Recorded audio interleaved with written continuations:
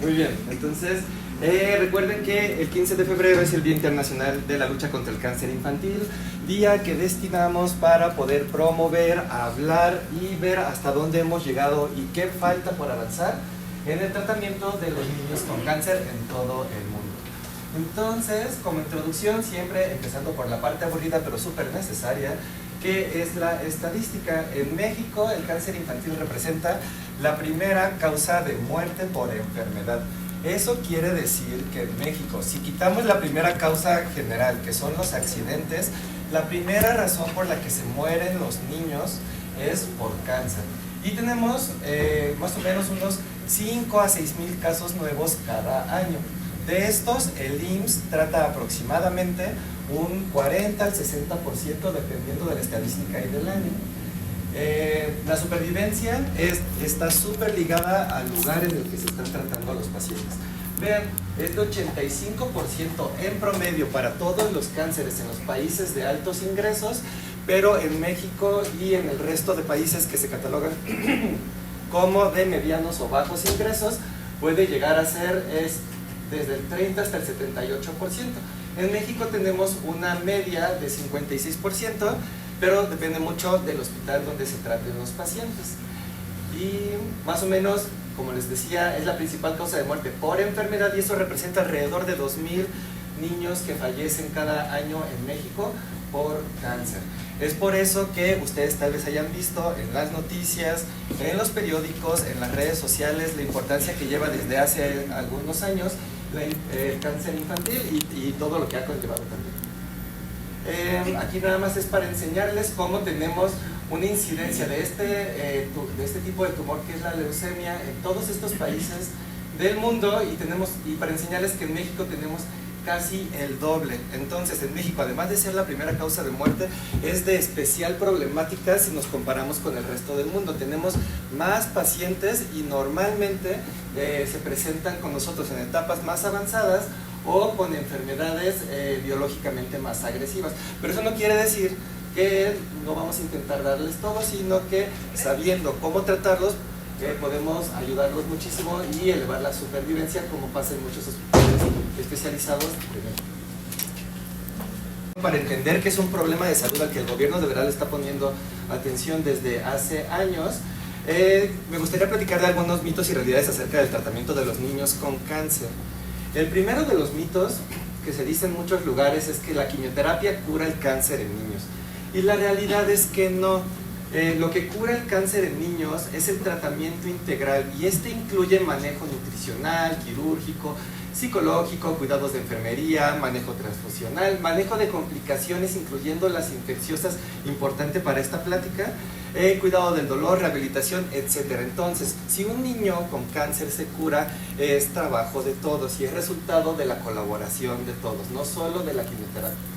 También, en el mismo sentido, gracias a los oncólogos se curan los niños con cáncer y también es una total mentira, porque para que un niño con cáncer se cure requiere de un equipo multidisciplinario y esto incluye al personal de enfermería, residentes, nutriólogos internos, urgenciólogos, médicos familiares, cirujanos, personal administrativo, como vamos a ver en esta plática, psicólogos y trabajadores sociales. Entonces es algo muy importante que en un sitio en el que se trata niños con cáncer, el personal que esté involucrado en su contacto y tratamiento se sienta parte del equipo, porque su trabajo es parte de la curación y se va a reflejar en ello. Entonces, ahora vamos a platicar un poco de lo que es el Oncocrean, de dónde viene y lo que va a pasar aquí. Entonces, el Oncocrean es una red de hospitales que se están abriendo alrededor de México que tiene como objetivo facilitar el acceso a la atención médica perdón, de alta especialidad a niños con cáncer en lugares que sean cercanos a su origen. Esto debido a la problemática que se originó de tener que referir a todos los pacientes a las unidades médicas de alta especialidad o a los centros médicos. Esos sitios se sobrecargaron, además de que para las familias es muy complicado. Imagínense a alguien de Tlaxcala, que es una familia normal, que tiene 5 o 6 hijos, uno de ellos tiene cáncer y entonces tienen que trasladarse a vivir tal vez a la Ciudad de México para que los atiendan en el centro médico siglo XXI. Entonces eso genera muchos problemas para la familia. y también para promover en los estados la detección oportuna e inmediata de los padecimientos, sin tener que esperar a la referencia hasta los centros nacionales. Entonces, desde el 2017, el director del IMSS, el doctor Zoe Robledo, promulgó el que se iban a crear los centros OncoCrean alrededor del país, en aquellos centros hospitalarios de los estados que pudieran atender a los niños con cáncer. Entonces, como les platicaba, los objetivos eran pues tener estrategias institucionales en cada uno de los estados para detectar oportunamente a los niños con cáncer. Como les platicaba, uno de los problemas en México y en países de medianos y bajos ingresos es que los pacientes llegan en estados muy avanzados. Y como en los adultos, los niños se curan más si los diagnosticamos en los estadios tempranos. También uno de los objetivos es homologar el tratamiento que se le puede ofrecer para que sea el mismo tratamiento si el paciente llega al OncoCrean Sonora o llega, por ejemplo, el OncoCrean Ciudad de México, que va a estar aquí. También atender rápidamente las complicaciones inherentes al tratamiento de los pacientes, y también para el envío de forma inmediata para aquellos tipos de tumores que sabemos que son muy complejos y que tal vez esos sí, y solo esos, sí deben de ser referidos de manera oportuna hacia centros médicos o unidades de medicina de alta especialidad. Entonces, vean, con ese contexto, en el 2017, como les platicaba, el doctor Robledo anunció la creación de los OncoCreans y desde entonces se han estado formando todos ellos. Pero el año pasado se dieron cuenta de la sobrecarga que tenía la raza y centro médico siglo XXI y que todos los estados tenían un OncoCrean excepto la Ciudad de México. Por lo tanto, y teniendo en cuenta las características de este hospital, se decidió que en este lugar se abriría el OncoCrean número 36 en el país, que va a contar con 8 camas y que también se va a ofrecer a los pacientes trasplante de médula ósea para aquellos que necesiten o lo requieran. Y eso va a ser entonces el OncoCrean. Estamos próximos, aunque yo no debería dar esta información, la recibiremos cuando sea oficial, pero sí, en el futuro próximo esta unidad será aperturada en esta institución con mucha alegría por parte del personal de oncología y de todos los que estamos involucrados. Bueno, entonces eso es el OncoCrean. Y bueno, también para tener un poquito más de contexto de qué es la hora dorada, por qué la buscamos, de dónde viene y por qué vale la pena que todos persigamos que se cumpla, vamos a hablar un poquito de qué hacemos en oncología con los niños, qué les damos, con qué los envenenamos y... creo que se volvió a... ahí está. Entonces, los principios del tratamiento de un niño con cáncer son estos, vean.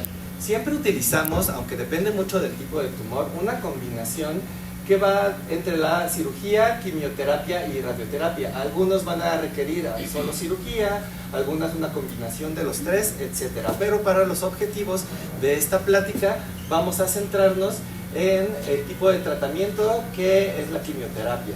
Además, dependiendo del tipo de enfermedad que tiene el paciente, puede ser un tumor en el sistema nervioso, puede ser leucemia que se origina en la médula ósea, etcétera, si se origina en el músculo, en el riñón.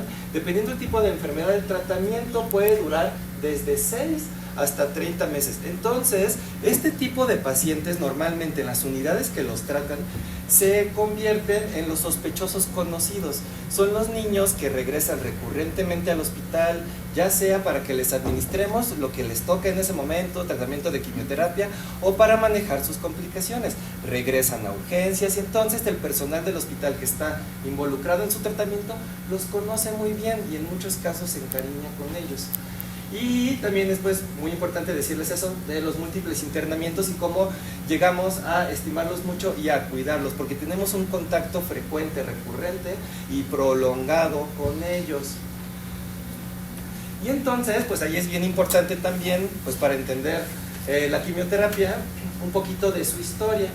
Y es importante que les platique que los primeros casos de éxito en el tratamiento oncológico en el mundo no fue con adultos. Los primeros casos de curación fue con niños. Y fue totalmente debido al azar. Aquí les enseño a este doctor que es Sidney Farber, que era un doctor allá por Boston, era patólogo y él se dedicaba a ver las médulas óseas de los niños con leucemia. En aquel tiempo, 1946, si a un niño le daba leucemia y se le diagnosticaba, lo único que se podía hacer era acompañarlo a fallecer, ya sea por desangrado, ya fuera porque se lo llevara a un choque séptico, ya fuera por un síndrome anémico que lo consumiera. Entonces los niños fallecían 100%. Y entonces el doctor dijo, ¿cómo es que estamos sentados aquí sin hacer absolutamente nada? No. Y entonces, en ese tiempo era el boom de las vitaminas, empezaron a sintetizar en la industria, y el doctor dijo, pues vamos a darles ácido fólico a los pacientes, vamos a ver qué pasa con ellos.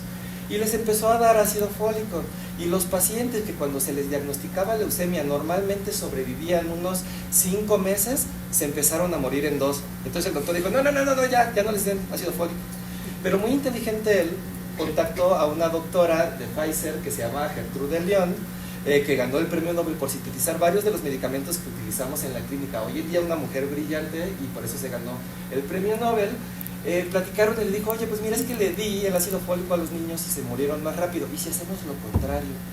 Y entonces la doctora sintetizó el metotrexate, o algo muy parecido que solo se le cambió algo, pero fue el metotrexate. El doctor se lo administró a niños de ese hospital en Boston y ¡pum!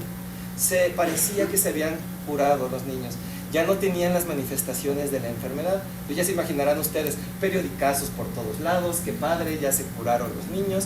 Pero no, se dieron cuenta que unos 6 meses, 8 meses después de haber parecido que se habían curado, les regresaba la enfermedad y ya simplemente no funcionaba. Entonces así siguieron las cosas, se siguieron desarrollando más medicamentos, por ejemplo la ciclofosfamida, que se encontró desarrollando un gas de la guerra que era la mostaza nitrogenada. Ustedes sabrán que en la Primera Guerra Mundial había muchos soldados que se enlistaban porque decían, tengo un supertumor en el brazo, un linfoma, tengo cáncer de pene, ya de qué sirve mi vida, me voy a morir, mejor voy a ofrecer mi vida a mi patria, a la guerra, y los mandaban a la guerra. Pero cuando se exponían al gas mostaza, se curaban, se les quitaba totalmente el tumor que tenían.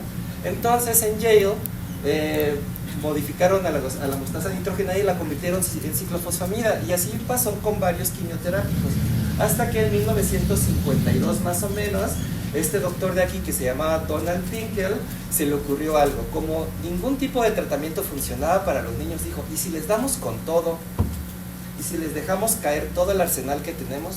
Entonces a ese tipo de terapia le dijo terapia total, y es una de las estrategias que utilizamos en oncología para tratar a los pacientes, principalmente a los niños con leucemia, pero lo utilizamos en todos los tumores. Les damos todos los medicamentos que el paciente puede recibir, que aguante la toxicidad y que el tumor sea sensible. Eso es importante para lo que les voy a platicar, y de eso depende mucha de la toxicidad. Pero esa es la historia de cómo y por qué utilizamos la quimioterapia y por qué la utilizamos de manera combinada. Y solo para agregar, porque ahorita van a ver que vamos a hablar un poquito más de este lugar, este es el hospital de St. Jude, y él fue el primer doctor y el primer director y uno de los fundadores de ese hospital. El primer hospital para niños con cáncer en el mundo, y uno de los que ha empujado la investigación que cambió, que en aquel tiempo, gracias al doctor Pinkel, se curó por primera vez 1 de cada 10 niños. Imagínense, antes de eso, diagnóstico de cáncer era igual a muerte, fallecer. Pero no, gracias a este doctor en 1950 se reportó por primera vez que se podía curar un paciente de cada 10. Trataron más o menos 300, entonces eran 30 niños que se curaron de cáncer. Y gracias a eso obtuvo este financiamiento, y es una historia muy bonita que podemos platicar otro día. Pero se creó esta institución, y de ahí se deriva toda la estrategia que se utiliza, por ejemplo, en oncología de adultos, etcétera. En oncología de niños tenemos muy buenos resultados, y aquí fue donde nació todos los principios del tratamiento oncológico. ¿Y cómo funciona la quimioterapia? Normalmente, y para resumir, todos los tratamientos que forman la quimioterapia van a actuar lesionando el DNA, van a ir y lo van a romper en muchos de diferentes lugares. Y eso va a hacer que los mecanismos que tienen las células normales, todas las células del cuerpo, incluyendo las células neoplásicas, o sea, los tumores, van a poder detectar estas lesiones en los genes y decir, no, mija, tú ya estás muy malita, te tienes que morir. Y desencadena la apoptosis, que es una especie de muerte por suicidio de la célula, una muerte muy controlada que no ocasiona ningún tipo de inflamación. Entonces eso es lo que nosotros hacemos, damos veneno que va dirigido al tumor para dañar su DNA, y que entonces los mecanismos que están sensando, detectando esas lesiones, puedan desencadenar la apoptosis. Esto funciona mucho mejor en niños que en adultos. Sin embargo, existe un gran problema: la quimioterapia no es dirigida, y así como lesiona el DNA de las células neoplásicas, también va a lesionar el DNA de las células normales del cuerpo, principalmente las que se dividen rápidamente, como cuáles, las del cabello. Y entonces ustedes ya podrán reconocer a los pacientes que han perdido el cabello durante el tratamiento con quimioterapia. También hace lo mismo con la mucosa, por ejemplo, de la boquita, del intestino, con la piel, etc. Todas las células que se dividen rápidamente van a sufrir igualmente el destino de lesionar su DNA y también morirse. Y de ahí viene la toxicidad que tenemos en los pacientes con quimioterapia. Si los envenenamos, sí, pero si los cuidamos, normalmente no les pasa mucho. Y si lo hacemos de manera cuidadosa y controlada, como debe de hacerse, muchos de los pacientes se curan de sus tumores. Y después de eso, siguen sus vidas, van a la prepa, tienen a sus primeras parejas, les rompen el corazón y se van a estudiar, incluso algunos, medicina. Y ya, entonces, a ver, ya platicamos de cuáles son los efectos de la quimioterapia en los niños, lo que hacemos los oncólogos súper malos con los niños cuando los envenenamos. Y uno de los lugares que más sufre cuando damos quimioterapia, y que es porque ahí hay células que se dividen muy rápido, es nuestra médula ósea, el tuetanito. Entonces, ustedes recordarán que en el tuétano están nuestras células madre hematopoyéticas, las que son responsables de producir a todas las células de nuestra sangre, los eritrocitos, que son los que transportan el oxígeno, a los leucocitos, que son los que nos defienden, nuestro sistema inmune nos defiende de las infecciones y de los microorganismos que nos pueden atacar, y las plaquetas que impiden que nos desangremos, ¿no? Entonces, cuando damos un pulso de quimioterapia, lo que pasa es que así como matamos a las células tumorales por el mecanismo que les acabo de platicar, también matamos a muchas células madre hematopoyéticas. Por lo tanto, vamos a dejar de producirlas. Y entonces, para explicarles el nadir, me gustaría que pensaran en un ejemplo económico muy fácil. Imagínense que va empezando la quincena hoy, les depositan. Y saben que les van a volver a depositar hasta dentro de 22 días, supongamos. Pero en este tiempo, ustedes tienen un gasto normal en sus vidas, ya saben que si su café de Starbucks, que si una tortita de tamal con guajolocombo, ustedes saben, siempre lo van a llevar súper normal, ya saben cuánto gastan, cuándo les ingrese, llevan un equilibrio normal. Pero supongamos que ya va a ser 14 de febrero, ¿no? Entonces todo el mundo tira la cartera por la ventana, quiere impresionar, shubidú, y entonces uno se empieza a gastar muy rápido el dinero que tiene y no va a producir más. Entonces, ¿qué va a pasar con nuestra quincena? Vamos a llegar a un nivel muy bajo. Por aquí tal vez estemos preguntando qué estamos haciendo con nuestra vida, y poco a poco tal vez consigamos alguno que otro ingresito por ahí y ya nos recuperamos y nos vuelve a ingresar dinero. Algo parecido es lo que pasa en la médula ósea de los niños. Nosotros estamos todo el tiempo produciendo las células de nuestra sangre, los eritrocitos. Saben que normalmente duran entre 90 y 120 días y todos los días estamos produciendo. Pero si un día dejamos de producir, la célula que ya lleva 120 días, pues se va a morir, pero no estoy produciendo. Y la que lleva 119 se va a morir mañana o al ratito. Y la que lleva 92 días también. Eso quiere decir, las células que ya se produjeron y son viejitas, se van a seguir muriendo y desapareciendo, pero vamos a detener la producción. Por lo tanto, el día que damos la quimioterapia se detiene la producción, y sabemos que normalmente una semana después el paciente puede llegar a bajar mucho en sus niveles de las células que forman la médula ósea, principalmente las que nos defienden, principalmente para esta plática, principalmente las que nos defienden contra infecciones, que les decimos neutrófilos, son parte de las células de nuestra sangre. Y vean, así lo abreviamos en inglés, esos son neutrófilos, y normalmente deberíamos de tener más de 1500 en sangre. Tener menos de 500 es estar inmunodeficiente. Es casi como si fuera un paciente, por decirlo rápidamente, como con VIH.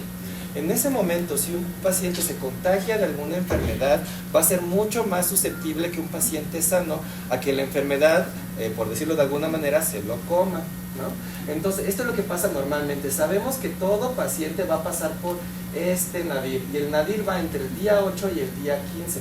Posterior a lo cual, más o menos por el día 15, el paciente va a empezar a recuperar a sus células hematopoyéticas, o sea, sus células madre van a espabilarse un poquito y van a volver a producir células, neutrófilos principalmente, y una semana después van a estar otra vez más o menos en rangos normales. Entonces, ¿qué hacemos los oncólogos? Le damos a un paciente un pulso de quimioterapia, lo cuidamos, lo mandamos a su casita con las medidas, nos esperamos, y que ya que sabemos que en 3 semanas va a estar otra vez bien, lo citamos con estudios que casi siempre ya vienen otra vez bien, listos para volverle a dar otro pulso. ¿Cómo somos de malos, verdad? Pero haciendo esto de manera controlada y cuidando mucho a nuestros pacientes, se curan de los tumores, se los prometo. Entonces, esto es algo que va a pasar en todos los pacientes oncológicos después de que reciban un pulso de quimioterapia. Y es un concepto muy importante que deben de tener. Esta situación puede agravarse y ustedes pensarán cómo. Y pues hay algunas soluciones a eso. Primero, que antes de los 7 días ya empiece a tener muy poquitas células. ¿Se imaginan si al día 3 o 4 ya tiene 500? Es como cuando acaba de pasar la quincena y ya se gastaron todo su dinero. ¿Qué voy a hacer los siguientes 20 días, no? Entonces, porque se va a tardar el paciente, no porque presente antes la neutropenia, va a recuperarse antes. Él se va a tardar en recuperar 3 semanas. Entonces, si un paciente presenta esta caída antes, es de alto riesgo porque se va a tardar más en recuperar. Y si es más profunda la caída, ahorita se los voy a enseñar, también es de mayor riesgo, principalmente cuando cruzamos el umbral de 100.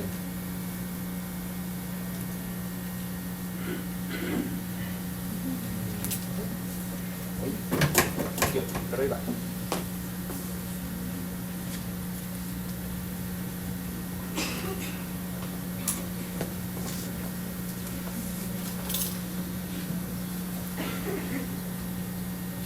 ¿No cambió? Ahí está. Bueno, y entonces, ya que platicamos de la quimioterapia, de dónde la sacamos, cuáles son sus efectos, y que provoca una disminución de la producción de las células que nos defienden, a lo que le decimos nadir, y que cuando baja de 1500 le podemos decir neutropenia, tengo que platicarles de una situación muy particular. Cuando el paciente tiene ese periodo de neutropenia y se nos infecta. Entonces, esa situación es bien importante para conocer por el personal de salud y hospitalario que tiene niños con cáncer, porque esta va a ser una de las complicaciones más frecuentes, pero no es necesariamente mortal. Si tomamos las acciones necesarias y oportunas, a los niños les va bien, ¿sale? No tienen que llegar a choque séptico ni nada de eso. La mayoría de los pacientes se van a recobrar de esto y van a continuar con su tratamiento. Al paciente le va a dar fiebre y neutropenia, le vamos a dar su tratamiento, esperamos a que se recupere y le vamos a decir: lo siento, chiquillo, tienes que venir a internarte la siguiente semana para continuar con tu quimioterapia. Pero no importa cuántos de estos eventos tenga, siempre podemos sacarlo si no está muy grave el paciente. Por eso los estados graves sí pueden terminar con la muerte del paciente y van a dificultar muchas veces la continuación del tratamiento. Ahorita les voy a poner una diapositiva que resume por qué nos importa tanto atender bien la neutropenia y fiebre. Y es importante, cuando llegan estos pacientes a urgencias o los vemos en el hospital o en algún otro lugar, si un paciente está pasando por este periodo de neutropenia y tiene fiebre, siempre tenemos que buscar dónde está infectado, ¿no? Vías respiratorias, vías urinarias y abdomen. Pero la mayoría de las veces no vamos a encontrar un foco. Y ustedes dirán, pues, ¿de dónde sale? ¿Le hicieron brujería? ¿Por qué se infectó? Y pues la realidad es que tenemos mucho intestino que permite que haya traslocación bacteriana, o sea, que las bacterias atraviesen la mucosa y entren a nuestro cuerpo, y eso le pasa muchísimo a los niños con cáncer. Muchas veces de las que van a llegar con fiebre y neutropenia, vamos a buscarles un foco infeccioso y no va a existir. Pero ese foco va a ser cualquier parte, desde la boca hasta el ano, donde haya habido traslocación bacteriana. Y bueno, entonces, para la parte operativa, definiciones importantes que deben de conocer: recordar que fiebre es el registro único de una temperatura axilar mayor a 38.5, o sea, una sola medición mayor a 38.5, o 2 mediciones mayores de 38.0 separadas y en menos de 1 hora, ¿sale? Eso es una definición operacional de fiebre, que la neutropenia la podemos catalogar como un recuento absoluto de neutrófilos por como menos de 500, y que la neutropenia febril persistente es cuando además de tener esta cantidad, la fiebre lleva más de 3 días. Y esto es muy importante, como les platicaba, neutropenia profunda, es que el paciente baje de ese umbral de 500 y está por 100, y muchas veces, se los prometo, puede estar en cero. Esto quiere decir que es como si tuvieran ustedes una joyería y la dejan sin vigilancia a que los ladrones hagan con ella lo que quieran. Y entonces, para seguir platicando de neutropenia y fiebre, pues es bien importante que yo les platique que es una urgencia oncológica. El paciente que tiene este diagnóstico debe de ser atendido prontamente. No podemos dejarlo a que llegue a internarse cuando él quiera, que se vaya a desayunar, venga al ratito, sino que tiene que atenderse prontamente. ¿Es un paro? No, no es un paro, pero sí es algo que necesita atención muy pronta. Entonces, ¿por qué? Porque el paciente, mientras está infectado y no tiene sistema inmunológico, no puede luchar contra la infección. Eso quiere decir que la infección puede avanzar todo lo que ella quiera. Es una supercausa de morbimortalidad. Hay pacientes que hacen abscesos, y ¿saben lo que es hacer un absceso en un niño con cáncer que todavía le falta quimio? No se lo podemos dar, tenemos que dejar que se recupere, quitárselo, porque si le damos quimioterapia a un niño que tiene un absceso, el absceso se lo va a comer. Pero ¿cuánto tiempo les ha tocado a ustedes ver que le toma a alguien a recuperarse de un absceso? Y hay muchas otras complicaciones, pero es importante entonces saber que si no se atiende puede dejar mucha morbilidad y también se pueden morir. Que retrasa los protocolos de quimioterapia, como les platicaba. Uno de los principios de la quimioterapia es dar todo lo que podamos cada vez que podamos y a la intensidad máxima que el paciente tolere. Entonces, cuando nosotros le damos a un paciente tratamiento, esperamos de verdad, así casi rezamos que esté bien mi paciente para que en 3 semanas le pueda volver a dar, y después de eso para que las siguientes 3 semanas otra vez, porque gracias a eso es que se ha alcanzado la curación en niños con cáncer. Entonces, por eso buscamos que no se retrasen los protocolos, que cuando debe de haber un periodo de por lo menos, por ejemplo, 3 semanas, no se vaya a que haya pasado 6 o 7 semanas de espacio entre 2 ciclos, porque eso deja que el tumor siga creciendo, ¿ven? Entonces lo sacamos de la infección, pero entonces ahora el tumor ha avanzado, ha encontrado la manera de sobrevivir a la quimioterapia y el paciente recae y termina falleciendo. ¿Cuándo lo podíamos haber curado? Si hubiéramos atendido rápidamente esa neutropenia y fiebre. Y bueno, más o menos se sabe que los niños van a tener entre 6 y 8 internamientos, y que más o menos van a tener varios de ellos neutropenia y fiebre. Y ya. Y que vean, la mayor parte de los pacientes van a tener bacteriemia. Como ustedes saben, si un paciente oncológico tiene cáncer, le tomamos un cultivo para aislar a los agentes, pero la mayoría de ellos no van a tener a un solo agente identificado. Entonces es muy importante eso, y para solo platicarles cómo los catalogamos por pacientes que son más de cuidado y menos de cuidado. Es como, por ejemplo, como cuando ustedes conocen gente más tóxica, gente menos tóxica. Es más o menos aquí. Nos fijamos en ciertas red flags. Entonces, si el paciente tiene neutropenia, pero le duró menos de 7 días, no tiene comorbilidades, los neutrófilos son mayores de 500, la fiebre fue bajita, 38.1, 38.2, apareció 10 a 14 días después de la quimioterapia, entonces sabemos que el paciente es de bajo riesgo. Estos pacientes muchas veces se van a poder manejar ambulatoriamente, o sea que el niño llega a un hospital, una unidad médica, es valorado y se manda a su casa con antibióticos sin ningún problema. Pero están los otros que sí tienen un montón de red flags. Entonces, que la neutropenia, como les platicaba, les aparezca antes de los 7 días de tratamiento. Se los platiqué cuando vivimos en Nadir. Entonces, que la neutropenia sea profunda, menos de 100, que la fiebre sea de alto grado o que haya aparecido rápidamente después de la quimioterapia, que tenga comorbilidades, y hay tipos de quimioterapia que son más duras que otras, ¿sale? Entonces, cuando el paciente cumple estos criterios de riesgo, utilizamos esquemas más fuertes, pero sabemos que es un paciente de cuidado, es aguas con ¿sale? Y ahora sí, con todo ese contexto, ya puedo platicarles qué es, de dónde salió la Hora Dorada. Y vean, la Hora Dorada fue un proyecto colaborativo que surgió a través de la alianza del Hospital de St. Jude, que les platiqué hace ratito, de una organización, o que era un brazo de ellos, que es un brazo de ellos aquí en México, que se llama México en alianza con St. Jude, Casa de la Amistad para Niños con Cáncer, que es una institución de asistencia privada que tiene como objetivo ayudar a niños con cáncer que no tienen recursos, el Instituto para la Mejora del Tratamiento en Salud de Estados Unidos y la Fundación Río Arronte. Entonces, y yo tuve la fortuna, me siento muy contento de haber colaborado con ellos en este proyecto de La Hora Dorada. Fíjense, pues tuvo un tiempo de existencia, sin embargo las conclusiones se permearon a todo el sistema de salud de México y es una historia muy bonita. Vean todas las instituciones que se aliaron para trabajar en La Hora Dorada, Secretaría de Salud, bueno, todos estos, ¿sale? Incluyendo pues a nuestro IMSS.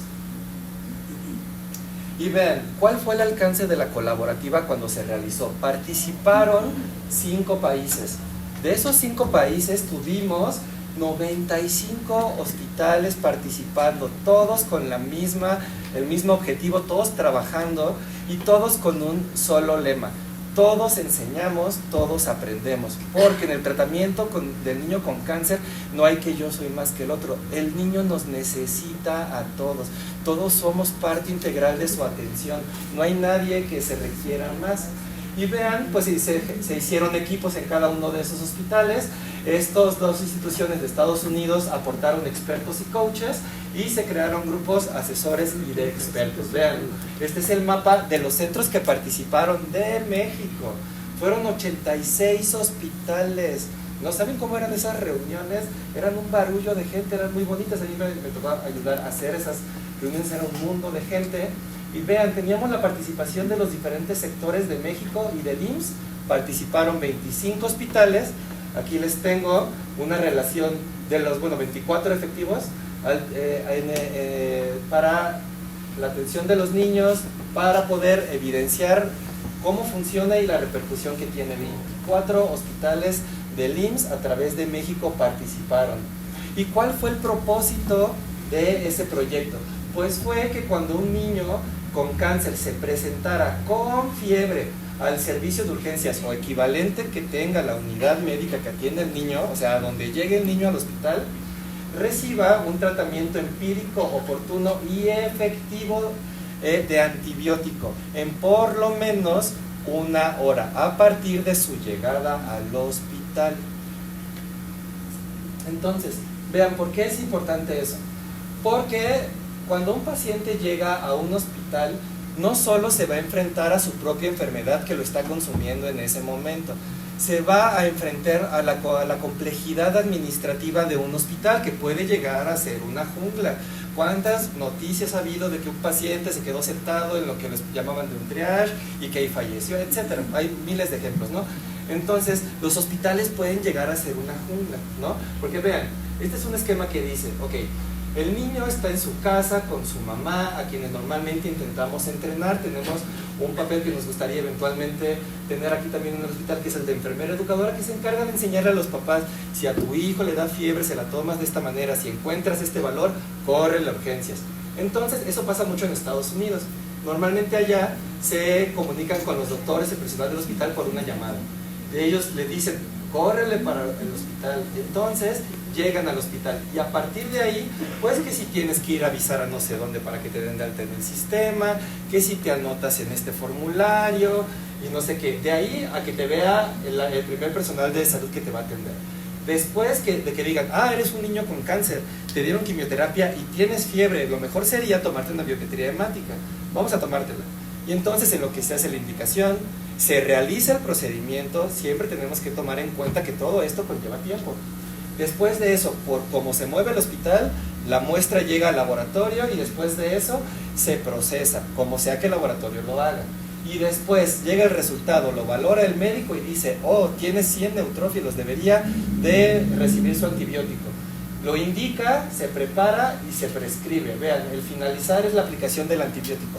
Esto, como fue reportado en algunos hospitales, puede llevar hasta ¿cuántas horas se imaginan?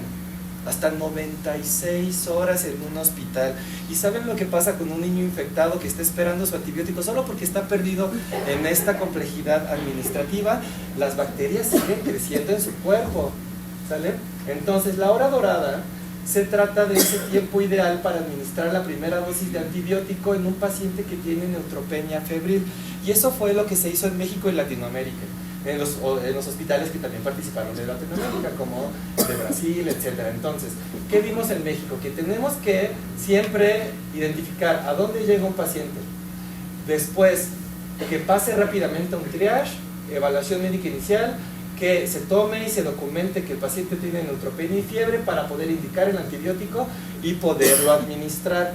Ese es el tiempo que más nos importa en la hora dorada, desde que el paciente llega al hospital hasta que le podemos dar su primera dosis de antibiótico. Esto idealmente debe de pasar en menos de 60 minutos.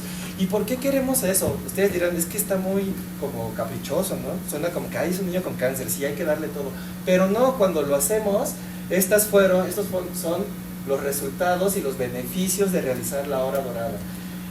Las infecciones de los pacientes se controlan mejor y avanzan menos, tienen menos eventos de sepsis, los pacientes tienen menos tiempo hospitalizados aquí, entonces también pasan menos a la terapia intensiva.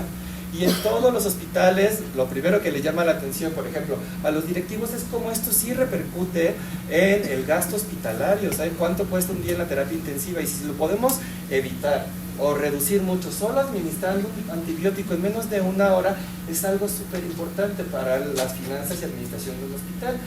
Y también el paciente va a tener menos comorbilidades. Los pacientes que tienen choque séptico a veces tienen paros y entonces tienen las consecuencias de esos paros, entonces vamos a tener menos comorbilidades, el paciente va a fallecer menos, vamos a tener una mejor supervivencia de los pacientes si lo hacemos así, ¿no? Entonces ese fue el objetivo de la hora dorada y eso fue lo que se encontró. Entonces vean, esto al final es como si estuvieran jugando béisbol los pacientes con cáncer, ¿no? Se van a sus casas, están muy contentos, batean, están viendo la tele, pero les da fiebre. Y ellos y su mamá saben que tienen que correr al hospital. Ellos lo saben, se los enseñamos y somos súper enfáticos en eso. Entonces el paciente con su familiar sale corriendo al hospital. Y en cuanto llega al hospital y toca la entrada de urgencias, la entrada de admisión, lo que sea que cada hospital tiene, deberíamos de verlo como cuando alguien llega safe a home y entonces anota, porque a partir de eso ya todo valió la pena. Y no debería de importar las condiciones o cómo es que llegue el paciente, sino que debería de contar como un safe. Ya, tocaste, te salvaste, a partir de aquí nosotros te cuidamos, ¿sale? Entonces vean, así es como debería más o menos, este es un estándar que utilizamos para la implementación de la hora dorada en muchos hospitales, pero se tiene que, como todo, ajustar a cada hospital. Entonces, vean, desde que el paciente llega hasta que se le toma la muestra, idealmente deberían de pasar algunos 20 minutos para que en lo que se envía el resultado y el médico lo valora, pasen otros 20 minutos en lo que se hace la indicación, se coordina entre los diferentes equipos y se administra, haya pasado menos de 60 minutos desde que el paciente llegó y dijo safe, ¿sale? Y bueno, esto es como les platicaba, solo para recalcar los beneficios de realizar la hora dorada. Reducimos la sepsis, reducimos los ingresos a la terapia intensiva, disminuimos los días de estancia intrahospitalaria, disminuimos los retrasos en los protocolos de quimioterapia, por lo tanto los niños recaen menos y se curan más, disminuimos el costo del sistema de salud y podemos manejar mortalidades muy bajas, y todo pues por supuesto va en beneficio de los niños con cáncer. Y bueno, pues la parte difícil de todo pues es que esto tiene que monitorearse en todos los lugares que se implementa la hora dorada, pues debe de llevarse un registro. Por ejemplo, los registros en los hospitales empiezan con anotar la hora de cuando el paciente llegó. En algunos hospitales lo hacen el policía de la entrada porque les da un papel, en algunos otros lo apunta el personal de admisión, etc. Entonces se debe de llevar un registro y monitoreo de esas horas, de cuánto tiempo llevó. ¿Por qué? Porque solo llevando un monitoreo y una evaluación podemos saber si estamos cumpliendo con este indicador Y no solo eso, identificar áreas de oportunidad. Cada hospital es diferente, cada hospital debe de generar su propio flujograma para que funcione la hora dorada en él. Y entonces también debe de generar sus propios flujos de monitoreo y de control. Y entonces evaluar cada tanto tiempo para ver dónde estamos y qué podemos hacer para mejorar. Y por tanto, entonces, pues, se deben de llevar las acciones cuando se identifiquen áreas de oportunidad para siempre intentar que los niños, todos los que lleguen, 100% tengan el beneficio de haber sido salvados por la hora dorada. Y entonces, por último, me gustaría despedirme con este mensaje que creo que se los he intentado decir de manera subliminal de varias maneras, pero que ahora sí, pues ya, va directo. La curación de verdad de un niño con cáncer es de todos, no es del personal que va a estar allá metido en el Oncocrean, no va a estar de los que están haciendo sus magias con la quimioterapia, no va a estar en el cirujano que pudo quitar un tumor completo. En el tratamiento del niño con cáncer, la curación es gracias a todos, y les quiero enseñar esta unidad, que es una unidad pequeña que está allá en Tampico, y que en muchas de las unidades tenemos esta tradición. Ven que aquí hay una campanita. Esta campanita la tienen muchas, se los prometo, he conocido muchas unidades de oncología pediátrica en México, y muchos la tienen, porque es bien especial para los niños el saber que después de 6 meses, 3 años, lograron pasar todos los ciclos de quimioterapia. Cada vez que los envenenamos y querían vomitar la vida, cada vez que estuvieron aquí adentro y les causamos dolor, todo eso, cuando tocan esta campana, se acabó. Y es una nueva esperanza de seguir adelante, de dejar este paso atrás, e inician algo que se llama vigilancia. Y fíjense qué bonita es esta foto, porque aquí no está nada más el doctor que lo atendió, el oncólogo, la oncóloga en este caso, con la paciente justo cuando va a tocar la campana, para avisarle a todos con mucho orgullo: ya terminé, sí pude, me la rifé. Sino que fíjense cómo está todo el equipo que está involucrado, porque de verdad los queremos, esos niños los vemos tan seguido que se nos meten en el corazón. Y yo espero que todos los de ustedes que tengan contacto con ellos, incluso si no, puedan llegar a formar parte de estos equipos en este nuevo Oncocrean, y que pues gracias a todos ustedes vamos a alcanzar a curarlos. Muchas gracias.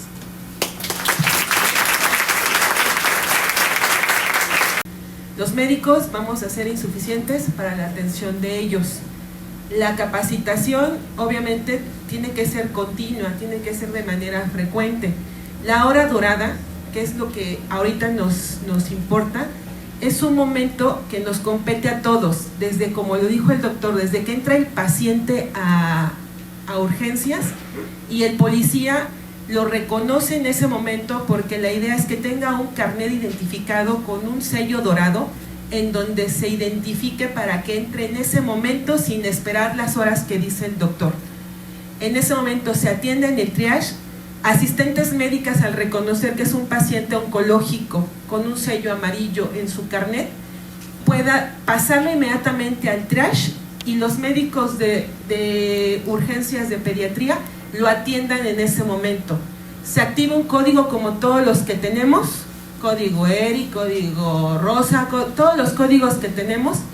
Se activa el código dorado para que en ese momento pediatría, laboratorio, abasto, conservación, el mismo director, la subdirección médica, sepan que en ese momento hay un paciente y que se tiene que atender en ese instante. Laboratorio baje, tome la muestra, sea lo prioritario que haga, tome la muestra, la biometría hemática, el personal médico tome el cultivo en ese momento, la biometría hemática se lea en 5 minutos y podamos tener el conteo de la fórmula roja, leucocitos y neutrófilos, para saber si en ese momento vamos a iniciar ya el tratamiento de antibiótico.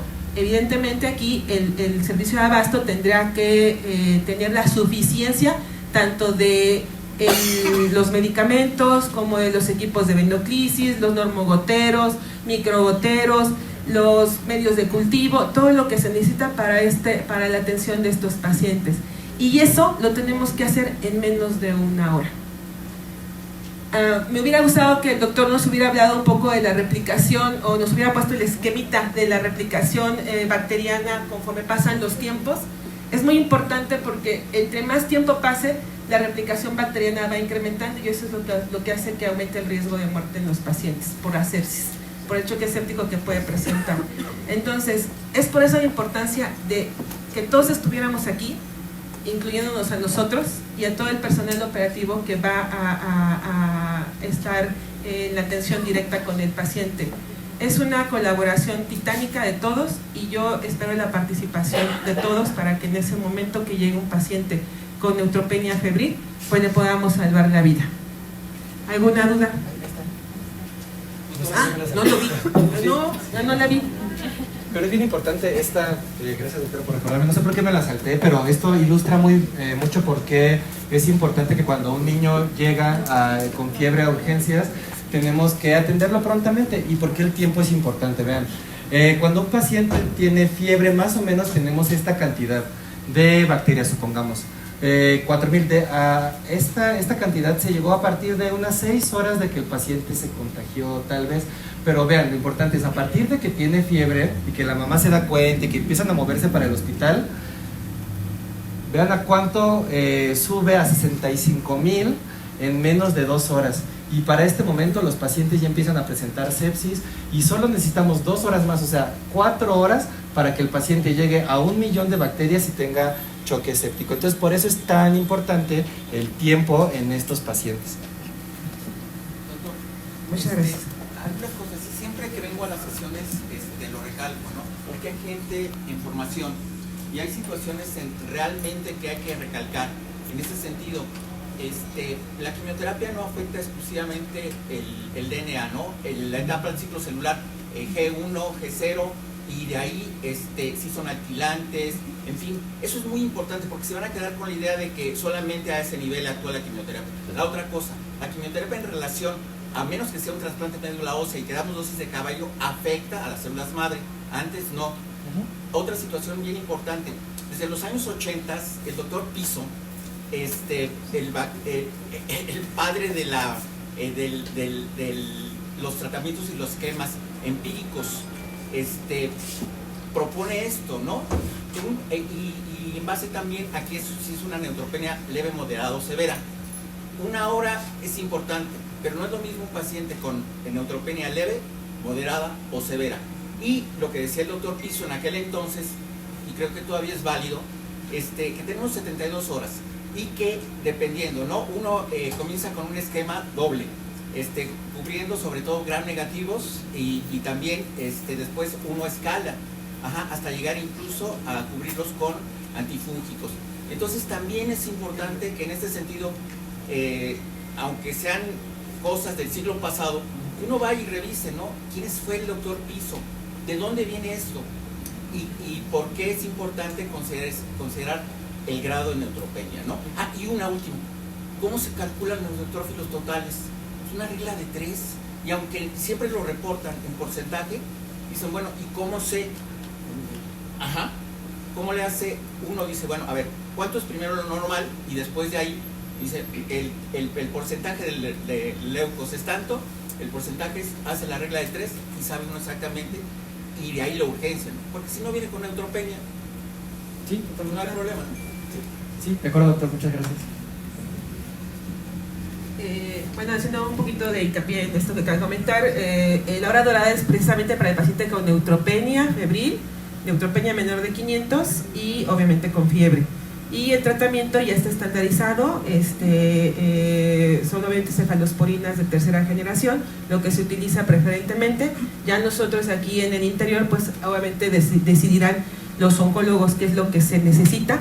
Sin embargo, quiero hacer hincapié que esta hora dorada no se requiere de un oncólogo, es básicamente del pediatra, del médico general, conocer el protocolo de la hora dorada para poder hacer lo que requerimos hacer en la primera hora.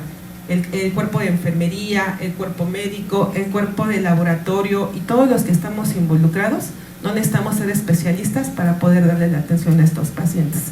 Pues si no tienen otra duda, la verdad le agradezco mucho, doctor, su participación. El doctor está con nosotros ya contratado como oncólogo pediatra en el turno vespertino.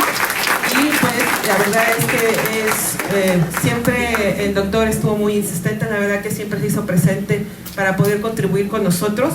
Yo le reconozco eso al doctor, le agradezco esa insistencia y bueno, tiene una preparación, una colaboración con St. Jude que nos va a ayudar muchísimo. La verdad es que si tienen alguna duda, acérquense al doctor. El doctor creo que está en toda esa colaborativa con nosotros, y pues muchísimas gracias y espero que esto haya sido de gran utilidad para todos. Agradezco el favor de su atención y pues que tengan bonito día. Gracias a todos.